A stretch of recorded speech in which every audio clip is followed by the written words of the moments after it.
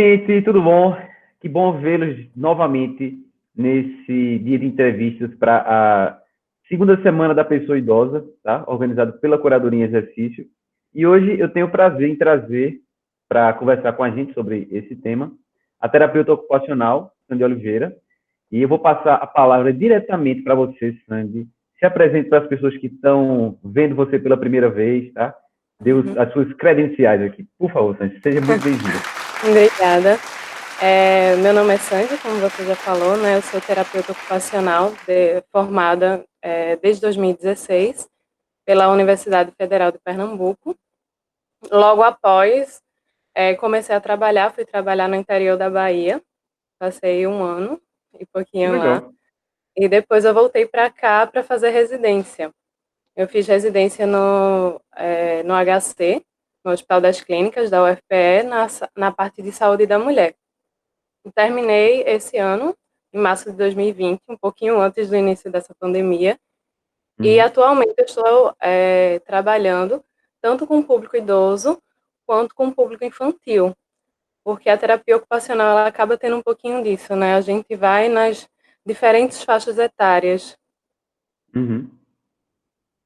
Certo, interessante, Sandy. Então, eu vou entrar logo nessa primeira pergunta, né, que provavelmente as pessoas que estão vendo né, essa entrevista aqui talvez não tenham muita familiaridade ou não conheça, né, o Uhum, que faz, quem é o terapeuta ocupacional, né? E vou te dar esse spoiler aqui, porque sim. eu achei muito interessante quando eu estava montando ainda aqui a pauta, a grade de programação, eu disse, poxa, eu acho que é legal esse ano trazer um terapeuta ocupacional. Eu conversando com algumas Uhum, pessoas da área de saúde mesmo, assim, tu conhece algum terapeuta ocupacional? Tem um terapeuta ocupacional? É um ponto. O que faz o terapeuta ocupacional? Então, eu acho que esse tópico aqui acho que ainda é mais urgente, mais latente ainda, né, em 2020. E eu queria que você, Sandy, uhum. dissesse o que faz um terapeuta ocupacional. Então, o terapeuta ocupacional, ele é um profissional da saúde que ele vai trabalhar com o desempenho funcional da pessoa, ou seja, com as atividades que ela desempenha no seu dia a dia. Então, essas atividades vão desde tomar um banho, se alimentar de forma independente, até fazer a sua própria comida, conseguir organizar a sua casa, né, os serviços de casa, quanto pegar um ônibus, conseguir fazer esse deslocamento na comunidade, atuar na comunidade, né, participar das partes do lazer também, que é importante a gente frisar, né, e Uhum, também a atuação no trabalho como um todo. Então, a gente sim. vai facilitar o cotidiano da pessoa, né, a gente vai trabalhar nessa perspectiva de facilitar cotidianos, ou seja, que as pessoas possam ser o mais independentes possíveis, que seria fazer suas atividades é, independente e ter autonomia, que seria diferente porque a autonomia seria o desejo, né? Então, Uhum, mesmo que uma pessoa ela não consiga, por exemplo, fazer a própria comida, ela pode conversar com as pessoas que vão fazer essa comida para que façam o que ela deseja. Então, a gente uhum. vai trabalhar nesses aspectos, tanto da independência da pessoa quanto da sua autonomia durante o seu dia a dia, na realização das suas atividades do dia a dia. Uhum. Muito bom, Sandy. Eu acho que essa questão da autonomia, né, pegando no mote da pessoa idosa, da autonomia, da independência, eu acho que é uma coisa que as pessoas que estão acompanhando essa entrevista aqui, né, já estão começando a se Uhum, familiarizar com esses termos e com essa ideia de que, primeiro, que o processo de envelhecimento não vai acontecer quando você completa 60 ou 65 anos, tá? Isso daí a isso. gente, né, já começa Uhum, a entender e espero que as pessoas que estão vendo essa entrevista também já estejam acompanhando muito bem essa ideia. E eu acho isso uma perspectiva muito interessante, né? Porque a gente está acostumado a lidar, pelo menos o senso comum está acostumado a lidar com o processo da pessoa idosa, né? Envelhecida, né? Um adulto envelhecido, muito sim. relacionado a essa ideia de perdas, né? De diminuição da sua capacidade funcional, de diminuição do seu processo de autonomia, de tomada de decisões, que isso não necessariamente é uma regra, né? Para a pessoa idosa. Pode ser que ela, por Isso. algum infortúnio, ou, né, ou alguma morbidade, ou mais de um até, a pessoa tenha esses âmbitos da sua vida diminuídos, né, em uma expressão menor, mas não necessariamente quer dizer que por a pessoa ser idosa, automaticamente ela vai, né, perder as suas capacidades, né, funcionais e de decisão. Isso. Eu acho isso muito interessante, Sandro, porque eu queria saber da tua perspectiva, né, que você falou que trabalha com, é, com idoso e também com crianças, né, que eu acho que é o Uhum. ciclo, né, você consegue ver esse ciclo Isso. completo da vida, né? O que é que tu Uhum. consegue perceber, assim, né, das pessoas que são mais jovens, né, para crianças e para as pessoas mais idosas? Como é que elas interpretam essa talvez momentânea expressão da diminuição da sua autonomia física e psíquica? E como é que tu percebe, assim, como é que uma criança encara o processo de conquistar, talvez, aquilo que ela ainda Uhum. não teve, né, Sim. na sua autonomia diária, e para o idoso que está buscando reconquistar esses fatores? Tu consegue perceber uma Uhum. diferença ou uma Sim, similaridade sim. entre os dois? Então, o que eu mais percebo, né, é que a criança a gente acaba trabalhando para que ela comece a ter mais autonomia, que ela comece a ter mais independência, que ela comece a vivenciar as experiências, né? Então, a gente vai trabalhar para a criança aprender a colocar uma roupa, por exemplo, aprender a comer sozinha, né? Ter mais autonomias em suas atividades do dia a dia, né? A ter um Uhum, brincar mais funcional, que eu pego muitas crianças que não sabem literalmente brincar. Então, a gente vai trabalhar, porque é a partir do brincar que a criança vai aprender a se desenvolver. E quando a gente vai para o público adulto e idoso, a gente vai vendo que tem algumas perdas no seu dia a dia, a gente trazer que quem acompanha esse idoso, né, tem que permitir que ele faça as atividades, né? Porque muitas uhum, vezes o que a gente vê é o cuidador tomando a frente das atividades e diminuindo essa capacidade funcional do idoso.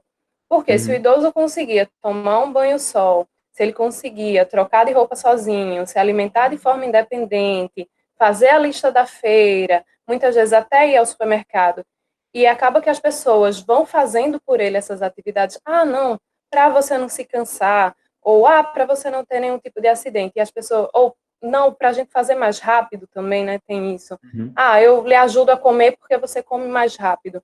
Então a gente está diminuindo a função, a funcionalidade desse idoso, e acaba que quando a gente diminui as atividades que essa pessoa pode fazer, né, que ela tem a capacidade de fazer, a gente vai fazendo com que aumente a incapacidade dela. uhum, Ou seja, se ela tinha uma força muscular e ela conseguia tomar um banho, trocar de roupa, se eu desestimulo essa pessoa a fazer esse tipo de atividade, ela vai ter perdas musculares também, vai ter perdas cognitivas a partir do momento que eu não a incentivo, por exemplo, como eu falei, a fazer a lista da feira, né, a colocar suas preferências. Então, tudo isso eu vou diminuindo as capacidades funcionais dessa pessoa, né, ao invés de tentar mantê-las, né, uhum, que é uma coisa que a gente trabalha muito, né, manter o que temos e tentar recuperar o que pode ser recuperado, né, por exemplo, se a gente pensar num AVC que deixou uma parte, né, um hemicorpo da pessoa mais fraco, né, sem tanta mobilidade, que a pessoa não está usando tão bem aquele membro, a gente pode tentar recuperar e manter o outro que está bem, né? E uhum. quando a gente vai no processo de envelhecimento, a gente vai tendo, né, todas essas perdas musculares e tudo, então a gente também precisa tentar manter esse idoso o mais ativo possível. Uhum. Sim, é uma tônica, né? Essa ideia de colocar atividade, né, para as pessoas, eu acho é uma coisa que a gente compartilha aqui, né, enquanto profissionais de saúde. Eu acho que é a nossa primeira linguagem. Né? Poxa, como é que a gente pode trabalhar para, né, para deixar esses indivíduos ainda mais autônomos, né? Isso é uma coisa que parece simples, né? Você que é jovem, que está aqui na internet, que o algoritmo entregou para você essa Uhum, entrevista aqui, né? Parece que é uma coisa, né? Poxa, como assim a pessoa vai ter dificuldade para lavar o cabelo? Que coisa tão, né? Mas para sentar, para levantar a cara, exatamente. isso faz muita diferença, né? Quem é muito jovem, né? Uhum, Quem tem esses fatores já consolidados e nunca experimentou por né? Por um, sei lá, por um trauma que seja, né? Um trauma isso. físico, né? Eu sou jovem, ando de moto, empinando, dando grau, tal, e aí levei uma queda. Fui para o hospital, passei uma semana. Caramba, não poder andar sozinho, ter que ser assistido para tomar o banho, fazer esse tipo de coisa. Né, é uma nova regra, né? Como é que eu posso dizer? Muito restritiva, né? Autoimposta para você pela situação que mexe muito com a autoestima da pessoa, né? Com a sua capacidade de lidar consigo mesmo, com a forma como você interage com o mundo, isso realmente mexe muito com a pessoa, né? ter essa experiência, ou entender, né, ou colocar um pouco mais de luz sobre esse processo, eu acredito que, né,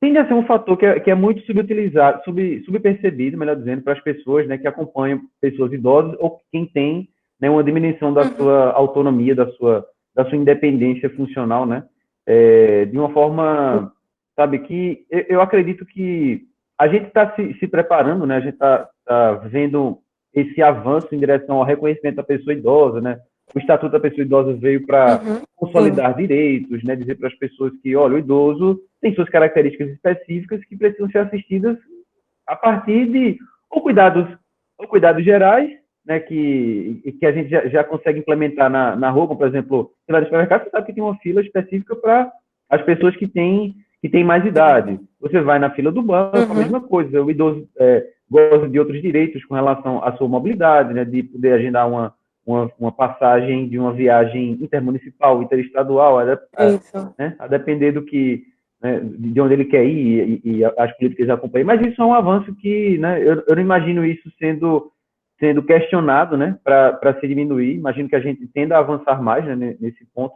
Mas aí vem Concordo. uma tônica que eu achei muito interessante que você trouxe aqui, né, da ideia de o idoso ser percebido como uma pessoa, né, com menos velocidade ou com menos capacidade de lidar com as suas atividades no dia a dia. E aí vem a pandemia. E aí vem, né, essa necessidade de a gente ficar mais em casa e se estimular menos, ter menos atividade, né, externa para fazer. O que é que tu consegue perceber, Sandy, das pessoas que, por essa razão, né, de uma força maior, tiveram que diminuir a sua expressão de atividade? Como é que essas pessoas reagem a diminuir a quantidade de atividade que ela tem? Como é que isso impacta na vida delas, na autoestima e na relação que ela tem com as pessoas e com elas mesmas? Sim. Então, até nessa pandemia surgiu, né, os atendimentos, né, online, que inclusive eu faço com alguns, né, que Uhum, poderiam ser idosos que a gente atenderia na clínica, mas por toda essa questão da pandemia, eu faço esse trabalho online. E a gente acaba vendo, né, essa quebra desse cotidiano para esses idosos, como para toda a população em geral, mas principalmente a gente pensando no idoso, que muitas vezes ele já fica mais restrito à casa, mas que ele tinha algumas atividades específicas que ele fazia. Por exemplo, tem muitas academias das cidades que os idosos frequentavam, né, diariamente, e você vai vendo essa quebra na rotina. E pensando em quebra de rotina, a gente vai ver a população diminuindo o seu nível de alerta, por exemplo, mudando o horário de sono, né? A mobilidade também acaba sendo reduzida, você vê mais adesão, muitas vezes, à parte tecnológica, que acaba sendo bom porque aproxima, mas se a gente pensar no público idoso, também acaba diminuindo sua mobilidade, que às vezes já não era tão grande, e ele acaba ficando mais restrito. Ah, se eu estou em casa e eu posso me comunicar daqui porque eu vou sair. Ah, se eu uhum, gostava de ir para a igreja e agora com a pandemia eu consigo ter acesso pela TV, talvez pós-pandemia eu não tenha tanto prazer em refazer aquelas atividades que eu fazia. Então, cabe a nós também, enquanto profissionais de saúde, enquanto familiares, incentivar, né, que quando seja mais seguro, que os idosos comecem a retomar as suas atividades do dia a dia, que faziam, uhum, né, pré-pandemia, porque não vai ter um impacto tanto na parte mental quanto na parte física desse idoso. Tanto é que muitas vezes a gente vê acontecendo quadros de depressão em idosos, porque você vai vendo as quebras de rotina e aquilo passa a não ter mais muito sentido, aquela vida, né? Ah, eu estou em uhum, casa todos os dias para mim são iguais. Então, é uma coisa que eu pergunto muito para ele sempre: qual o dia da semana, né? Qual a data que nós estamos? E que muitas vezes pode ser que pareça não fazer muito sentido, né? Ah, por que uhum, ela está me perguntando isso toda vez que vai me atender, se todos os dias são iguais? Mas é exatamente para isso, para a gente trazer essa percepção que todos os dias não devem ser iguais, né? Que a gente tem que uhum, criar rotinas diferentes. Que, por exemplo, hoje é sexta-feira, hoje é o dia de fazer a terapia ocupacional. Então, que eu tenha esse hábito, né? Até com as terapias ou com os grupos que eu participo, eu tenha momentos fixos para que me auxilie, né, a não ver uhum. todos os dias como iguais e acabar trazendo quadros de saúde mental mais aprofundado em idosos. Sim, é muito interessante isso, porque essa ideia de os dias terem uma conotação diferente, né? Eu acho que é uma coisa que você está assistindo a gente aqui, seja você uma pessoa, né, que já chegou aí, né, nessa fase da vida, né, da pessoa idosa, né? Se você já viu muitas primaveras na sua vida, se você está vendo as suas primeiras primaveras na sua vida, eu acho que isso é uma tônica muito legal, sabe? Eu estava uma das primeiras entrevistas que eu fiz, eu estava conversando com Anderson, que é geriatra, e o link está aqui na descrição, só acertei bem na edição desse vídeo. A gente estava contextualizando justamente essa ideia, né, de a gente pode colocar, né, um pouco mais de atividade na nossa vida, pensando que isso é bom para você hoje, né, fazer um pouco mais de exercício físico, ou de fazer outras atividades que te estimulem em outros âmbitos da sua vida, né?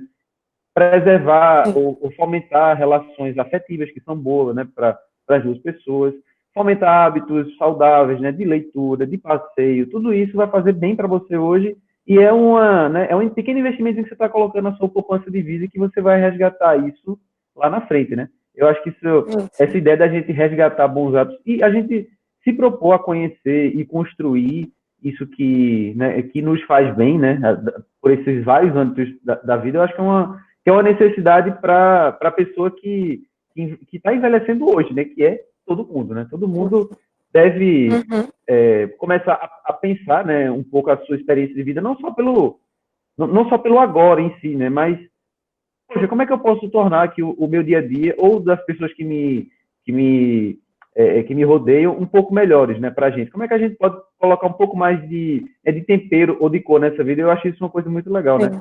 A gente está vivendo justamente nesse ponto aqui, nesse vídeo que está sendo gravado aqui no dia 25 de setembro de 2020.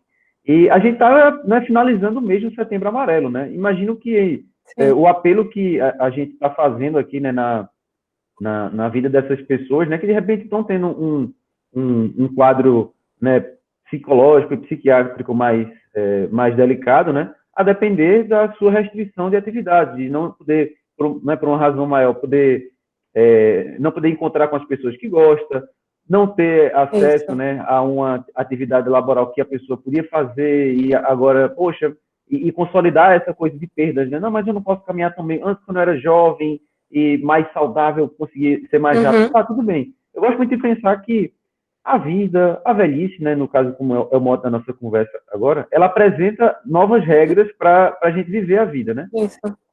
E a gente, né, e conversando com você... Pois sim, pode falar. Sim. Não, e que a vida é mutável, né? E que eu acho que é isso que é o interessante do nosso dia a dia, né? Que a gente vai passar por mudanças e que a gente vai precisar se adaptar a elas. E pensando também que na nossa construção, você está falando, né? Que a gente consiga fazer coisas que sejam interessantes para nós no nosso dia a dia e até muitas vezes a gente resgata, né, no futuro, mas também fazer novos planos, né? Que muitas vezes a gente olha para o idoso ou o idoso se olha e diz, não, hoje eu vou vivenciar só o meu dia. Mas a gente também precisa fazer planos. O fazer planos para o futuro é construtivo, né? Nos traz ânimo, né, para o nosso dia a dia. E é muito funcional. Mesmo que sejam metas que tecnicamente eu veja como pequenas, mas são metas. E quando a gente estabelece metas, a gente consegue viver com uma qualidade melhor. Por exemplo, tem alguns grupos que a terapia ocupacional desenvolve, que são grupos projetos de vida. Então, nesses grupos, a gente acaba trabalhando muito essa perspectiva. O que é que eu não faço hoje que eu poderia trazer como meta? Já teve grupos que eu participei que a meta era implementar alguma atividade física no dia a dia. Então, os idosos começavam a pensar dentro das suas características o que é que eles poderiam estar implementando. Poderia ser uma caminhada? Poderia ser participar de uma academia da cidade? Né? Poderia ser até começar uma corrida, já que eu já caminho há muito tempo e eu posso fazer uma corrida mais leve. Então, assim, é ter esse pensamento, né? Que eu também posso construir novos planos. Né? E não só me apegar ao que eu estou em declínio hoje, e sim às minhas possibilidades. Fantástico, Sandy. Eu gosto muito de pensar por esse, né, por esse prisma, porque eu acredito que a ideia da gente se propor a aprender, né, de se propor a de novo aprender o que o mundo está ofertando para a gente, né, seja em termos de estímulos ou de novas ideias, tal, eu acho isso uma coisa muito legal.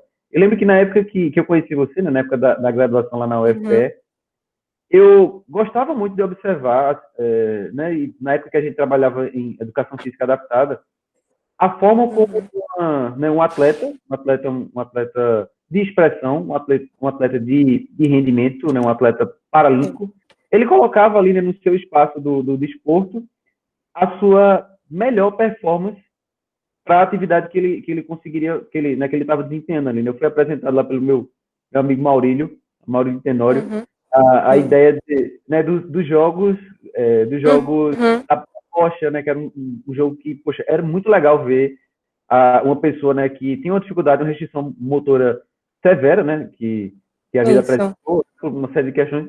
E, aquele movimento que ele está fazendo ali, que ele está colocando toda a sua força mental e física para fazer aquilo lá, cara, aquilo é o espaço de performance dele. E todo o entorno, né, social e afetivo dele começa a perceber isso, né? Poxa, ele é uma pessoa que, né, aquela ideia de a gente se perceber no espaço que a gente, né, que a gente cabe, ou no espaço que a gente é bem acolhido, né? A Bosch é um ótimo exemplo disso aqui, né? Para quem não conhece Bosch, eu vou estar Uhum, colocando aqui um link para apresentar às pessoas sim. esse jogo, Ótimo. essa atividade que é fantástica. Se essa pessoa, né, nunca tivesse sido apresentada a uma atividade dessa que ela pudesse fazer, talvez ela ficasse com essa informação, né? Poxa, o que é esporte para mim? Eu ligo a televisão, estou lá vendo futebol, Assim. não vou jogar futebol. Vou ligar o vôlei, não vou jogar vôlei. Então, o esporte não é para mim. Cara, provavelmente você vai encontrar alguma atividade física, esportiva, de lazer, lúdica, que caiba para você como uma luva. Agora, vai Sim. da ideia né, de você ser apresentado a essas atividades. Eu acho que isso é uma coisa que tem um poder muito grande de resgatar, né, essa ideia da autoestima da pessoa, para ela Isso. reconstruir a sua ideia, né, de percepção de mundo e de autonomia. Isso. E uma coisa que a gente trabalha muito na terapia ocupacional é a atividade significativa. Que até então, até eu começar a trabalhar com esse conceito, eu pensava muito, a atividade significativa é o que o sujeito já traz, né? Então, por exemplo, eu sempre fiz crochê, por exemplo. E para mim é uma atividade significativa, né? E é uma atividade que eu gosto. Mas às vezes, para uma outra pessoa, ela nunca teve a oportunidade de experimentar, como é o caso da bocha, né?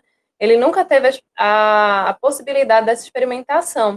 Então, a partir do momento que eu trago para ele uma atividade que pode ser ter esse nível de significação no dia a dia dele, eu estou oportunizando que ele tenha uma nova atividade significativa. Então, atividades significativas também podem ser construídas ao longo da vida, né? Eu não preciso conhecer previamente aquela atividade para achar que ela vai ser significativa para aquele sujeito.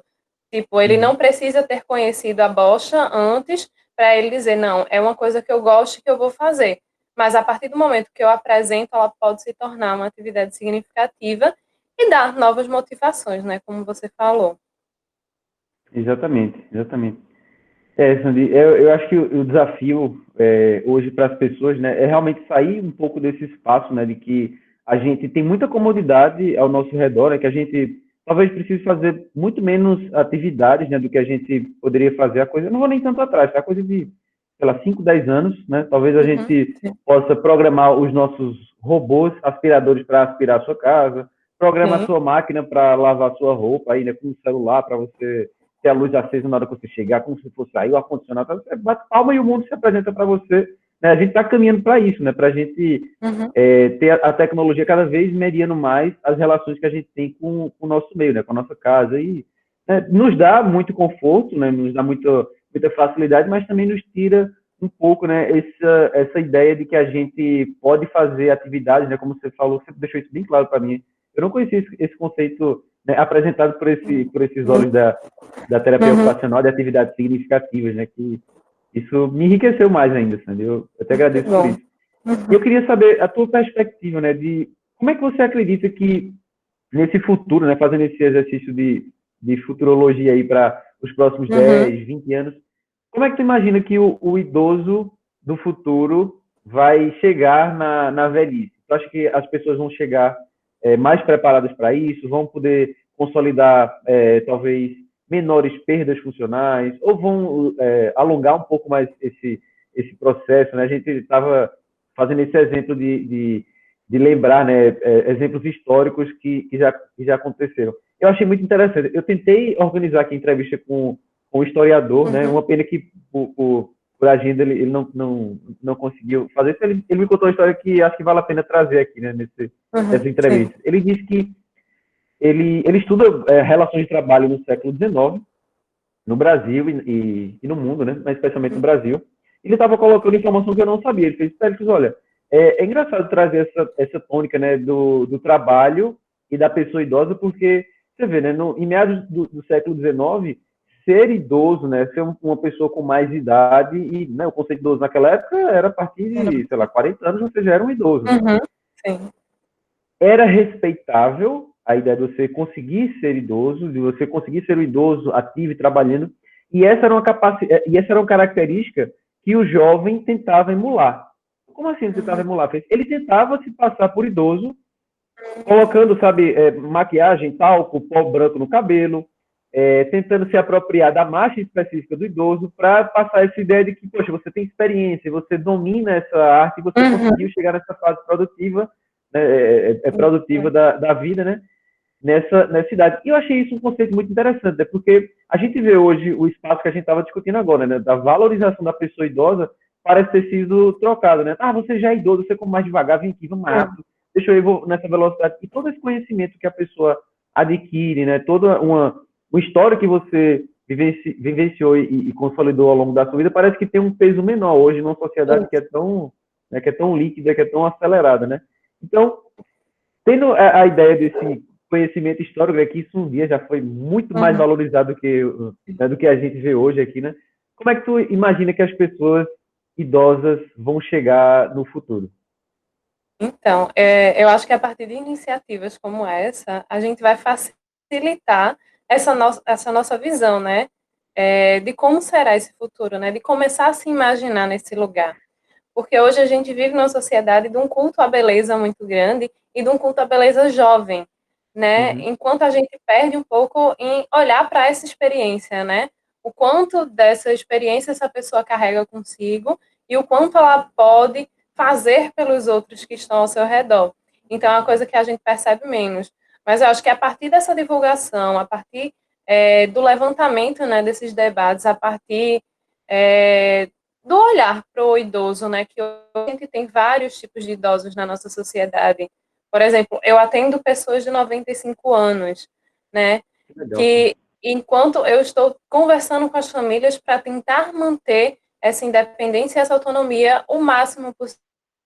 Então, eu trabalho muitas vezes questões cognitivas e vou colocando algumas questões mais motoras nos atendimentos e principalmente pensando na família. Ele consegue abotoar a camisa? Ah, consegue. Então, você precisa fazer por ele?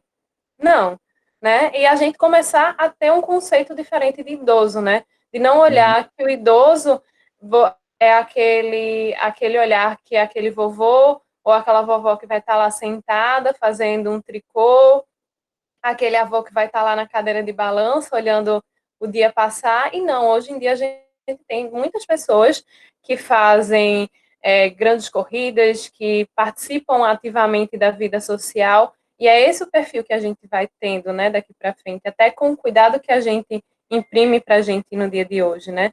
Então, o quanto você se cuida, o quanto você traz uma alimentação melhor, o quanto muitas vezes você pensa no seu ritmo de trabalho também, né?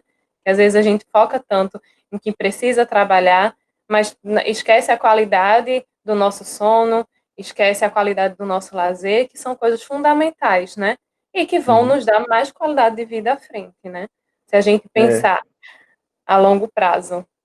Exatamente. Isso que você falou sobre de atividades, de colocar exercícios, né, das diferentes classificações de idosos que a gente vê, né? Eu não vou entrar nesse termo técnico aqui, tá? Mas né, eu acho que você que está assistindo a gente consegue imaginar que existem idosos que são mais frágeis, que têm um nível de força menor, né, que têm né, uma série de restrições, uma série de regras, a mais do que uma pessoa que, né, conseguiu envelhecer mantendo mais a sua capacidade funcional, né, consegue fazer sua atividade da vida diária, como você colocou, consegue colocar sua roupa sozinha, fazer o seu asseio, né, sozinho, o seu autocuidado, sem a necessidade de auxílio, né?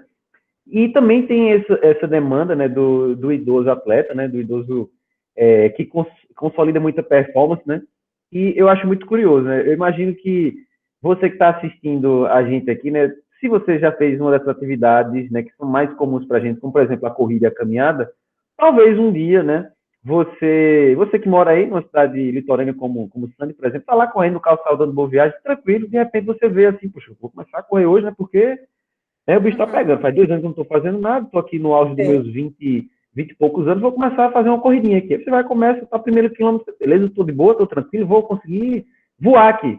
Aí o segundo quilômetro você já tá fadiga, já tá pegando aqui, já sinta a perna cansar um pouquinho, o ar já não vem com tanta facilidade, daqui a pouco passa um senhor aqui, ó, com roupinha de maratona com você aqui, ó. Uhum. Vai-se embora, você, caramba, como assim? Como é que pode? Eu acho isso muito curioso, é porque as pessoas têm essa ideia de que a pessoa idosa não tem tanta performance assim, e a gente já vê, tem muito material na literatura mostrando do idoso atleta que ele consegue, né, começar a pensar em performance quando ele já é idoso. Ele nunca correu, vai começar a correr sua primeira maratona, né? E o treinamento, o exercício, a rotina, né, como você falou, os bons hábitos, a boa alimentação, uma boa rotina de sono, tal, tudo isso vai contribuir para que ele construa a performance. Não é necessariamente porque ele foi atleta mais cedo na vida, né, jovem, que ele não vai Uhum. conseguir ter a sua performance na idade adulta. Né? Se ele conseguiu minimamente preservar esses fatores e começar a pensar em construir performance na terceira idade, né, é plenamente possível. Né? A gente consegue ver esse exemplo aqui no dia a dia, né? E espero que isso faça com que você não se indigne com aquelas pessoas que estão passando, correndo por você aqui, e você, caramba, eu não estou conseguindo mais nada, como eu estou assim. Cara, é exercício, é treinamento, e eu acho muito legal ver essa expressão, né, na pessoa idosa de colocar a sua performance, né? Isso é uma coisa que eu sei que mexe muito com a autoestima da pessoa idosa. Olha, tá vendo? Eu tenho 80 anos, eu estou correndo melhor do que aquele garoto de 20 lá. Tudo isso Sim, sim. é preparo, né? Tudo isso é uma coisa que dá para resgatar, e eu faço esse apelo aqui, né? Já que a gente está nesse de celebração, né? Nessa semana de celebração à pessoa idosa, né? Que o tempo para agir é agora. O tempo para a gente pensar, para Isso. se preparar, né? Para a idade, para a terceira idade, né? Para a idade idosa é hoje, independente se você tem 20 ou se você tem 59 anos, né? Você não vai fazer magicamente 60 anos e vai desbloquear agora, ok, agora eu sou idoso e posso ter vagas especiais e tal. Não, você vai construindo essa ideia ao longo da vida, né? Isso. E outra coisa que vai impactar muito na saúde do idoso é se ele tem alguma doença que traga alguma comorbidade, né? Então, a gente também vive hoje numa sociedade que a gente vai ter idosos com um alto nível de debilidade funcional por causa de doenças crônicas, como também outros que não vão ter esse nível porque não tem essas doenças crônicas, que podem ser coisas que a gente vai trabalhando durante a nossa vida, né? Como, por exemplo, a alimentação, que pode influenciar numa futura hipertensão, numa futura diabetes, né? E uma hipertensão pode levar a um acidente vascular cerebral, então que pode incapacitar mais.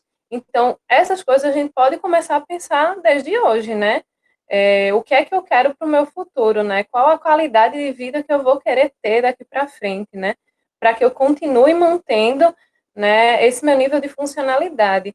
E eu não só a gente pensar, né, na produtividade, porque muitas vezes a gente fica muito ligado, né? Eu preciso ser produtivo, eu preciso trabalhar, mas na verdade eu preciso ter uma qualidade de vida, né? Eu preciso tentar alcançar minhas metas diante do que eu tenho hoje, né? Eu estou trabalhando e já já eu vou me aposentar. Daqui a 2 anos, por exemplo, é a minha perspectiva de aposentadoria. E daqui para lá, né? Quando eu aposentar, vai ser só sentar e ficar em casa? Você não vai conseguir, né? Então, o que mais lhe dá prazer no seu dia a dia, né?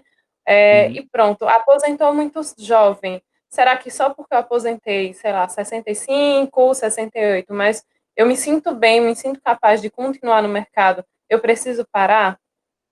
Né? Que muitas vezes se vê a aposentadoria, não, aqui é o ponto final. Pode ser o ponto final para aquela carreira que você exercia antes.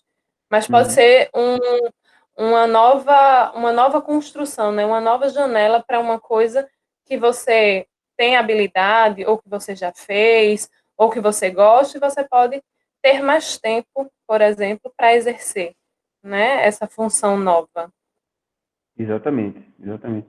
Eu acho que é uma tônica, né, que a gente percebe que as possibilidades para a pessoa idosa, né, no futuro são, né, são bem diferentes do idoso que a gente via há, sei lá, 30 anos, né, a geração talvez dos nossos avós era muito parecido com isso, né, ficar em casa, tal, ver o tempo passar.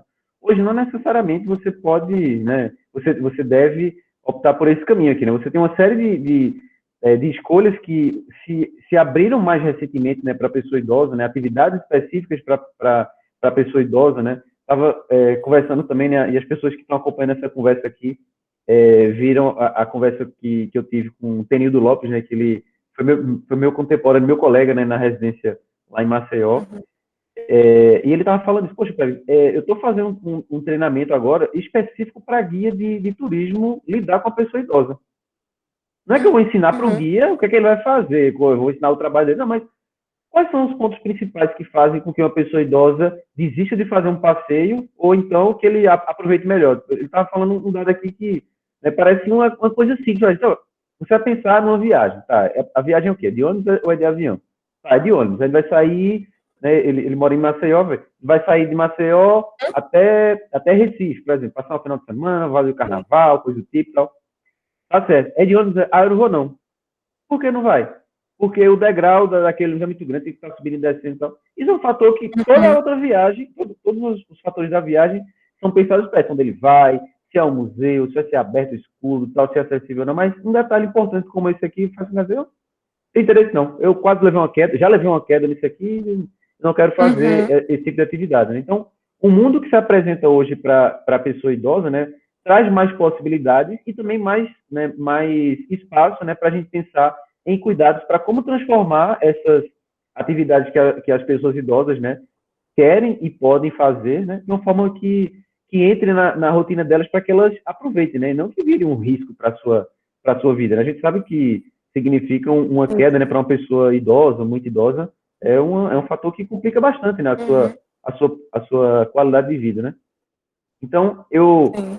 faço essa ressalva aqui, né, para que você que está assistindo a gente aqui agora, não sei se você tem interesse em trabalhar com o público idoso, ou você que já chegou nessa etapa da vida, né, e está buscando meios né, de se entreter, de se divertir, ou de colocar atividade na sua vida, provavelmente existe uma atividade que é específica para você, tá? Você só precisa conhecer que é quem oferece, né, as formas como elas são oferecidas a você.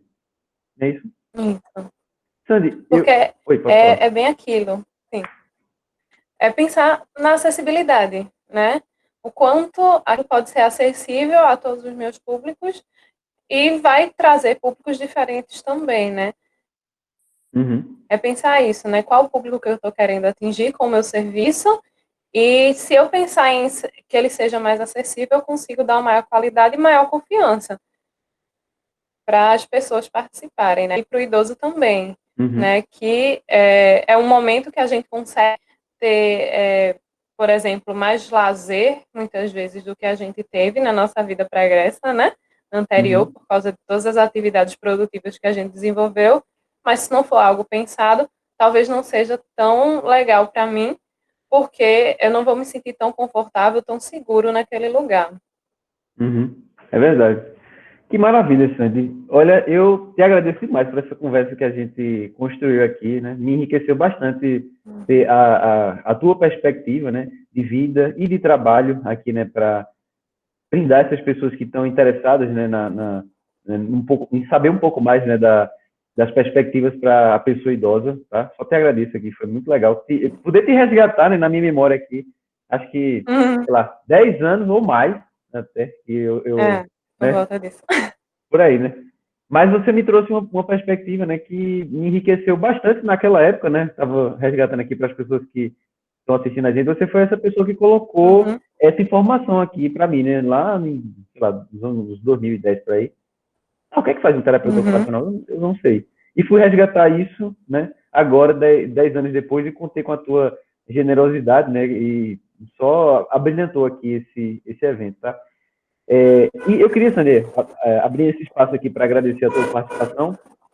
Dizer também eu quero saber como é que as pessoas fazem para te encontrar, né? Você que está aí em Recife, na região metropolitana, e também na internet, né? A gente sabe que a internet agora para os espaços terapêuticos é uma realidade, né? Como é que as pessoas fazem para te encontrar? Como é que as pessoas fazem para acessar o serviço de um terapeuta ocupacional?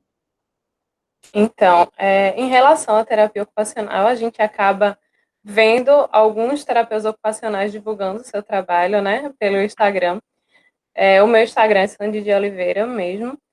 Ele é particular e trabalho, né, eu uso para as duas funções, né, eu trabalho para algumas empresas, então eu trabalho para a Unimed na público infantil e eu trabalho para a Recimed com o público mais adulto e idoso. Então, hoje são as duas vias, mas também tenho a oportunidade de fazer alguns trabalhos mais direcionados também por conta própria, né, o público para atendimentos mais individualizados até então.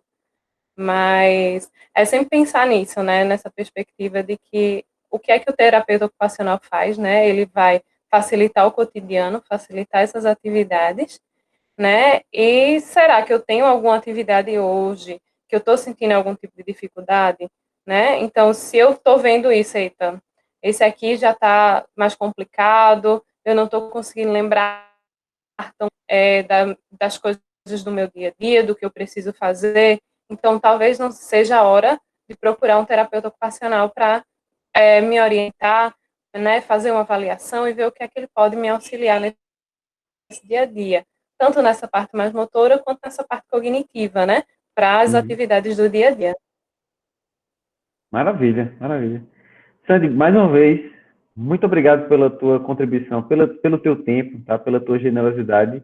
E espero que para você que não conhecia o trabalho do terapeuta ocupacional tenha ficado um pouquinho mais claro, né? Essa perspectiva para a pessoa idosa e também para a pessoa que está no processo de envelhecer, que ainda, né, vai contemplar ainda muitas primaveras para chegar na terceira idade, mas, né, o tempo é agora, né? Muito bom, Sandy. Então, Eu eu também já... te agradeço obrigado, Sandy. pela oportunidade, né, da divulgação da terapia ocupacional e de falar um pouquinho, né, sobre o meu trabalho e dessa recordação, né, desses momentos que vivemos lá atrás na nossa graduação. É verdade. Ok, Sandra, eu já conto com você nas próximas edições, tá? E se eu puder ajudar também você, eu, né, não faço cerimônia nenhuma para ajudar as pessoas que são generosas comigo. Obrigada. Pode contar comigo, tá certo? Foi Tá um certo. prazer.